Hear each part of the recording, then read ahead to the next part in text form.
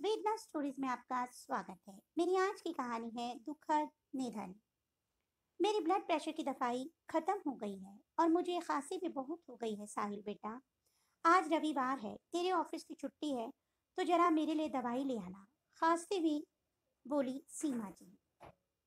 साहिल गुस्से से बोला, हफ्ते में एक दिन तो ऑफिस से छुट्टी मिलती है माँ, और उसमें भी आप और पापा अपनी फरियादों की लिस्ट शुरू कर देते हो।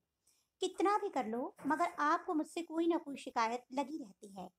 एक दिन तो मुझे चैन से घर में आराम करने दो। साहिल के पिता मनोहर जी और सीमा जी साहिल के यह कड़वे शब्द सुनकर आंसुओं के दो घूंट पीकर रह गए। वैसे भी साहिल ने ये पहली बार थोड़ा ही कहा था। मनोहर जी ने जब पिछले सप्ताह साहिल से आंखों का चश्मा ठीक करवाने कहा था, तब भी साहिल ने यही कहा था, आपको और माँ को वैसे भी क्या काम है सोने और खाना खाने के अलावा। खुद तो रोज घर में मजे से रहते हो, मगर मुझे एक दिन भी मजे में नहीं रहने देते। रविवार आता नहीं है कि कभी बाम की शीशी ला दो तो कभी दवाई ला दो। पूरे सप्ताह तो मैं वैसे भी व्यस्त रहता हूँ। एक रविवार तो मिलता है आराम के लिए, उसमें भी तुम दोनों अपनी फरियादों की लिस्ट मुझे पकड़ा देती हो। सीमा जी और मनोहर जी दोनों की अब उम्र हो चली थी। उम्र अधिक होने के कारण वे दोनों ज्यादातर बिस्तर से उठ नहीं पाते थे। दोनों वृद्ध दंपत्ति बीमारियों से ग्रसित थे, जिस वजह से दोनों पूरी तरह बेटे बहू पर आश्रित थे। 75 वर्षीय सीमा जी अब से एक बार बाथरूम में गिरी थी, उसके बाद फिर कभी चल ही नहीं पाई थी। और मनोहर जी भी हार्ट अटैक के बाद की गई बाईपास सर्जरी के बाद बीमार ही रहते थे। बेटा बहू का ही आसरा था इस उम्र में, मगर वे लोग भी वृद्ध दंपत्ति पर ध्यान नहीं देते थे। और कुछ भी कहो तो कहते थे इनकी शिकायतें और फरियादें कभी खत्म नहीं होती। रोटी सुना रहा था, उतने में उसकी पत्नी निशा का फोन आता है, जो पार्लर में फेशियल कराने गई थी।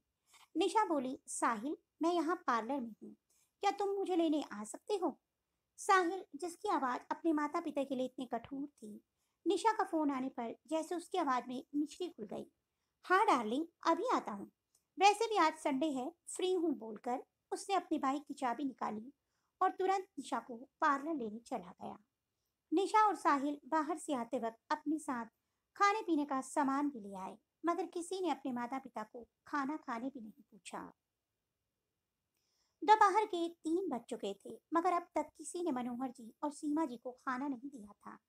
मनोहर जी से जब भूख बर्दाश्त नहीं हुई, वे लाठी का सहारा लेकर धीरे धीरे चलकर बाहर देखने गए, तो साहिल, निशा और उनके बच्चे बाहर से लाया हुआ खाना खा रहे थे। वे समझ गए आज फिर उनकी बहू ने उनके लिए खाना नहीं बनाया है। साहिल मनोहर जी और निशा का इकलौता बेटा था।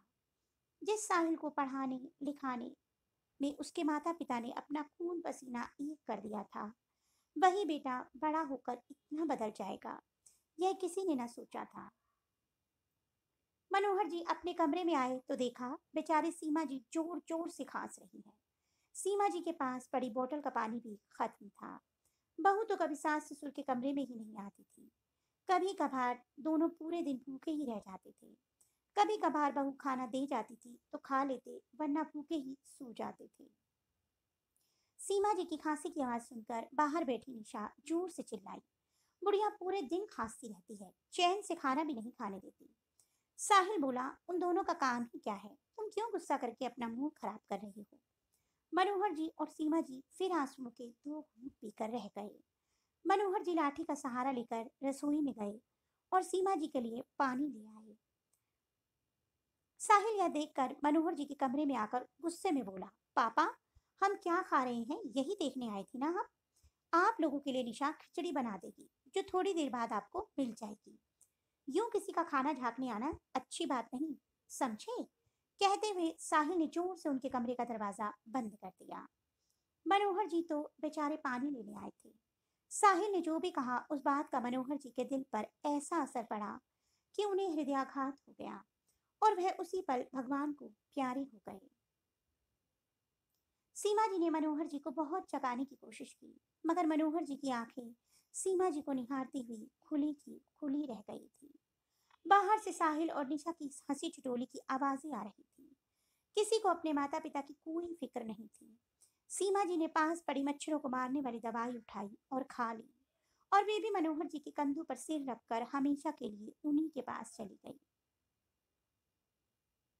तो दोस्तों, यह दुखद निधन कहीं भी किसी घर में हो सकता है, इसलिए अपने वृद्ध माता पिता पर खूब ध्यान दें, उनकी इच्छाएं पूरी करें।